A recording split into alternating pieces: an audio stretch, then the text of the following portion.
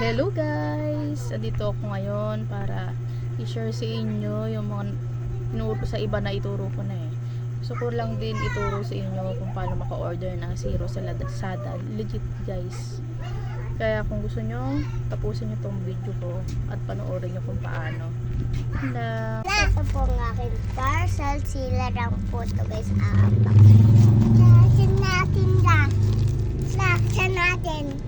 Laksan natin. Ngayon guys, pupunta lang tayo sa Lazada. At pagkatapos, pag nag-open na siya, is ganito lang pala. Diba? Yan. Ganito nyo lang. Punta kayo sa app info. Tapos, i-clear data nyo lang siya guys. Pag na-clear data nyo na siya,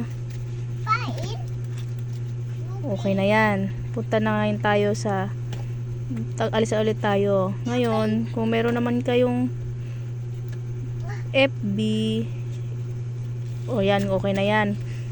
Halimbawa yan, FB nyo yan. Punta na kayo sa FB, balik kayo sa Lazada. Balik ulit tayo sa Lazada guys. Tapos magla-login na tayo ulit. Ito guys, login nyo yung Gmail nyo or FB. Tapos yun na, lalabas na yun dyan guys is 0.